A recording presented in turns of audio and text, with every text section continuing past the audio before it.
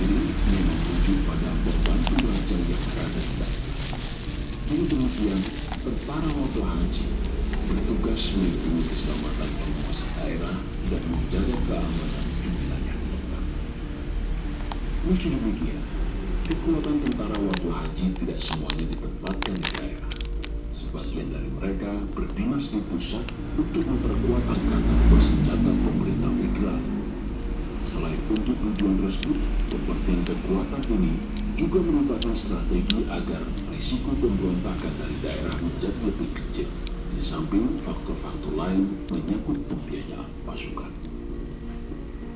Menurut Irawan Joko Nugroho, peristiwa yang ada dalam Prasasti Kudarwi itu berhubungan dengan tentara Watwa Haji. Ada raja yang juga adalah anak Jaya Katuang, merupakan salah satu komandan tempur tentara Watwa Haji Gelang-Gelang. Mereka ditempatkan di pusat untuk memperkuat angkatan bersenjata Tumapel. Ketika ada Raja Marelo, dia tidak sendirian, namun membawa serta seluruh pasukan yang ada di bawah kendalinya, hingga membuat kekuatan Wijaya berkurang banyak.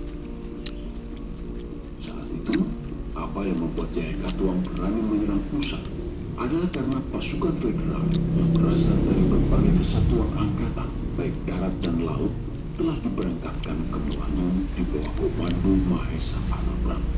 Sementara pusat hanya dijaga oleh Watwa Haji Tumapel yang berkedudukan di ibu kota. Kemungkinan mereka dari kesatuan angkatan darat yang salah satu pemimpinnya adalah Gajah Pakon. Dari wacana ini bisa disimpulkan bahwa seandainya Arda Raja tidak mundur, kekuatan Watwa Haji Tumapel seharusnya sebanding dengan Watwa Haji Gelang-Gelang. Keberanian sendiri dalam dugaan kami agaknya juga merupakan tanda khusus yang ditujukan pada Arda Raja dan pasukannya untuk memilih kembali ke kesatuan asalnya atau dianggap musuh. Dalam dunia bicara, mereka sedang menghadapi musuh yang berada di sebelah barat, sedangkan kode itu diberikan dari ini. Kemungkinan pasukan gelang-gelang yang ada di sebelah timur lebih besar jumlahnya dibanding kekuatan yang sedang dibawa oleh Wijaya dan Arda Raja, dan diduga mampu melibas pasukan keduanya sekaligus.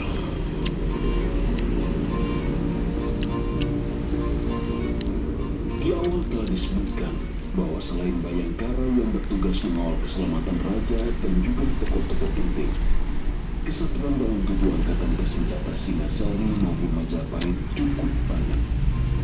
Jika kita simak negara Kertagama buku 9 bagian pertama, kita akan menjumpai kata pangalasan. Menurut catatan Dr. Prijo dalam studinya terhadap negara Kertagama, kata ini adalah kata kolektif yang merujuk pada arti kerajaan dan bersifat militer, atau katakanlah anggota angkatan bersenjata. Sementara jika kita baca kembali sejumlah peristiwa dalam paragraf yang berhubungan dengan kata ini, bisa ditafsirkan bahwa kata pengalasan digunakan untuk menyebut anggota militer yang berpangkat setara pejabat dan sudah melakukan suatu kelompok atau lembaga. Karena kasarnya, kalau bersamakan dengan sekarang, seorang pengalasan minimalnya berpangkat perwira menengah ke atas. Dalam satuan tempur, perwira tingkat ini sudah bisa memimpin suatu kelompok prajurit atau kesatuan, mulai dari sejumlah kompi hingga tingkat korps. Kadang mereka yang memiliki spesialisasi hukum juga menjadi hakim, pembela atau jaksa di sebuah pengadilan militer, atau berkecimpung di lembaga lain, tidak selalu memimpin suatu kesatuan meski dia berpangkat perwira. Sementara perwira berbagi rata-rata baru memimpin sejumlah regu atau hanya sejumlah belasan orang. Ada sebuah peristiwa menarik ketika Gajah Mada masih berpangkat bekal. Dalam usaha penyelamatan Jaya Negara ke Bedandang, Gajah Mada terpaksa membunuh seorang pengalasan yang berniat pulang ke kota Aceh. Gajah Mada membunuh anggota angkatan bersenjata yang berpangkat lebih tinggi darinya. Sangat mungkin perwira yang dibunuh Gajah Mada bukan dari kesatuan Bayangkara, sehingga tak begitu memiliki tanggung jawab atas keamanan raja. Berbeda dengan Gajah Mada, walaupun masih berpangkat bekal atau lurah prajurit, yang mungkin bisa dipersamakan dengan perwira pertama atau serendah rendahnya Bintara jika dalam ukuran sekarang, ialah pimpinan tertinggi Kesatuan Bayangkara yang sedang bertugas dan paling bertanggung jawab terkait keselamatan raja saat itu. Peristiwa ini juga sekaligus memberi penjelasan bahwa saat itu Jayanegara bukan hanya disertai oleh 15 prajurit Bayangkara, namun juga beberapa orang lain. Kembali pada yang tertulis pada Negara Kertagama buku 9 bagian pertama. Empu Prapanca menyebutkan bahwa jumlah pangelasan yang hadir saat itu tidak terhingga. Mereka terdiri dari Mugadin, Janggala Kadiri, Panglarang, Raja Dewi, Waisangka, Panewan, Kertapura, Sinir, Jayemprang, Jayagung, dan juga perwakilan dari Akreo, Iwapu, Jalaki, Pasuruan, serta masih banyak lagi. Saking banyaknya, Prapanca tidak mampu memperincinya. Tugas mereka diantaranya muncul dalam buku 18, di mana dicatatkan di sana ketika Prabu Hayam Wuruk melaksanakan kunjungan ke wilayah timur. Beliau dikawal oleh Bayangkara dalam formasi yang begitu ketat. Pengawalan itu masih ditambah para prajurit Janggala Kadiri, Panglarang, serta Sedah yang melibatkan kendaraan tempur gajah dan tentu saja kuda. Ketatnya pengawalan ini cukup bisa dimaklumi karena beberapa tempat yang dikunjungi Prabu Hayam Wuruk merupakan bekas daerah operasi militer di masa Prabu Jayanegara maupun Tribuana, di mana para pejuangnya terkenal sangat militan. Lalu seperti apa pendapat Irawan Joko terhadap nama-nama pangelasan yang saking banyaknya tidak bisa disebutkan satu persatu oleh Empu Prapanca itu?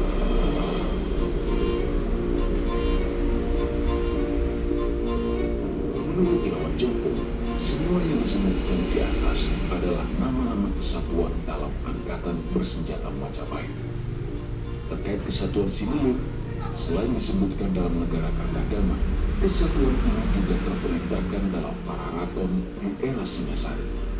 Itu artinya kesatuan Sinilir Singasari dilestarikan hingga Majapahit. Selain Sinilir, masih ada dua kesatuan lain dalam Pararaton, yakni Kesatuan Batil dan Kesatuan Rajasa. Untuk mencocokkan keterangan Irawan Joko di atas, tentu kita perlu mengingat kembali peristiwa yang dituliskan dalam Pararaton, khususnya yang terjadi pada era Singasari. Salah satu pengelasan dari Kesatuan Batil memang terlibat dalam peristiwa pembunuhan Sang Amurwapuni yang didalami Anusapati. Agar tindakannya tidak diketahui, Anusapati kemudian membunuh pengelasan tersebut. Kematian Sang Amurwapuni atau Batara Siwa adakan arok dalam Pararaton yang tidak wajar ini cocok dengan keterangan dalam prasasti yang baru ditemukan tahun 1975 di Kediri, Jawa Timur, yakni prasasti Munawalulu, di mana disebutkan raja ini meninggal di atas tahta kencana. Sementara menyangkut kesatuan Rajasa, berita tentangnya muncul di era pemerintahan Tonjoyo. Salah satu prajurit dari kesatuan Rajasa menjadi korban Tuan Soekarno Ampal, kemudian berlindung ke kesatuan Sinilir. Akibat ulah lembu Ampal ini, kesatuan Rajasa dan kesatuan Sinilir menjadi bentrok dan saling bunuh. Meski telah dipisah oleh utusan dari istana, bentrokan yang cukup sengit ini sulit dihentikan. Belakangan, gara-gara Tonjoyo menjatuhkan hukuman mati pada beberapa oknum pelaku, kedua kesatuan itu malah berdamai dan menjadi kekuatan utama menyerang istana, sehingga Tonjoyo tertombak dan terpaksa dilarikan ke Katan Lumbang oleh para pengawalnya hingga akhirnya gugur dan dicandikan di sana. Kembali pada pendapat Irawan Joko, nama kesatuan Sinilir yang bentrok dengan kesatuan Rajasa di atas berasal dari kata selir yang artinya pilihan atau terpilih. Selir raja berarti wanita yang dipilih raja karena kecantikannya atau faktor lain. Dengan demikian, prajurit Sinilir tentu saja maksudnya adalah prajurit pilihan atau semacam pasukan khusus. Pada video yang menjadi topik dihapusnya peran Luno dalam sejarah berdirinya Majapahit, Kami juga mengutip pendapat Irawan Joko bahwa di masa Kertanegara, Jawa telah dibidik sejak awal oleh Kubilai Khan dan merangkap politik yang rusuh. Jawa dianggap cukup kuat karena mengamankan 5 kawasan komersial sekaligus di jalur laut. Itu artinya Jawa dalam hal ini Singasari sudah pasti memiliki angkatan laut cukup besar. Dalam negara Kertagama, angkatan laut ini disebut sebagai Jalanti. Di masa awal berdirinya Majapahit, angkatan laut Singasari yang baru kembali dari Melayu di bawah Kepu Anambra pada akhirnya turut menyatakan tunduk setia pada Majapahit. Dengan demikian, angkatan laut Majapahit sejak awal berdiri sudah sangat kuat. Mereka terdiri dari Marinir Kombatan Melayu dan Marinir Madura yang mengejar dan menyerang kapal-kapal Mongol saat Perang Dingin. Dari negara Kertagama pukul 16 bagian 5, secara tersirat kita bisa mengetahui bahwa Marinir Majapahit mendapat prioritas lebih dan sangat diandalkan.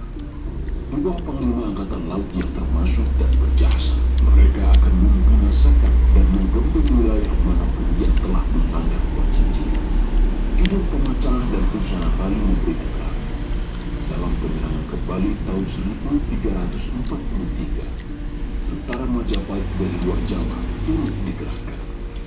Di bawah komando Aditya Warna yang juga dikenal sebagai Arya Dama, 15.000 marinirnya menyerang Bali dari utara, sementara marinir Jawa menyerang dari selatan. Dalam hikayat Raja-Raja Pasai juga disangka, ketika Majapahit kesulitan menembus pertahanan Pasai, Majapahit kemudian mendapat bantuan dari negeri-negeri lain yang berdatangan menggunakan jom atau jum. Nah, jika menurut sumber-sumber tersebut bisa dikatakan bahwa tentara Majapahit bukan hanya orang Jawa semata, tapi multi etnis, seperti juga Kesultanan Yogyakarta dahulu memiliki kesatuan prajurit Bugis dan Bali.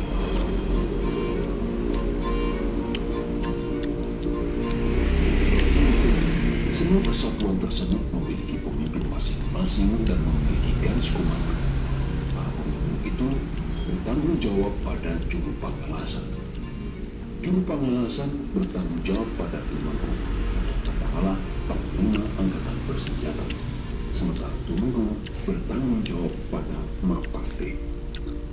Dengan menyimpulkan pendapat Irawan Joko yang berdasarkan pembacaannya pada negara Kertagama, Praniti Kapa-Kapa, Hikayat Hang Tuah, Hikayat Raja-Raja Pasai dan Kitab Nawanatya, Mapate Amangkubuwono seperti Gajah Mada sesungguhnya tidak memiliki kuasa memerintahkan perang.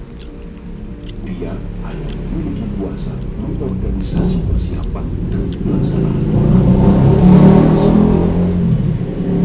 Sementara perintah perang yang berhak mengeluarkannya adalah raja atau dewan raja selaku kepala negara. Sebaliknya, meski berhak memutuskan perang dengan wilayah lain, raja malah tidak punya kuasa pemerintahan karena wewenang ini justru ada pada Patih Amangkubuwono sebagai kepala pemerintahan. Jadi adalah tidak tepat jika membayangkan sosok seperti Gajah Mada memerintahkan perang dengan wilayah lain dalam rangka super Palembang. Sayangnya, di balik segala kegagahannya, sejumlah bangsawan telah melibatkan oknum-oknum pangalasan dalam sejumlah intrigue internal hingga bertindak keluar dari garis komando. Seperti yang telah disebutkan, Anusapati telah memanfaatkan salah satu prajurit Kesatuan Pati untuk membunuh raja. Kemudian Lembu Ampal yang telah menuduh bomba Kesatuan Sinulir dan Rajasa dalam rangka menciptakan keadaan yang tidak kondusif. Dan tentu saja Mahapati yang mencicil sedikit demi sedikit seluruh penganasan milik Suga hingga pada akhirnya habis.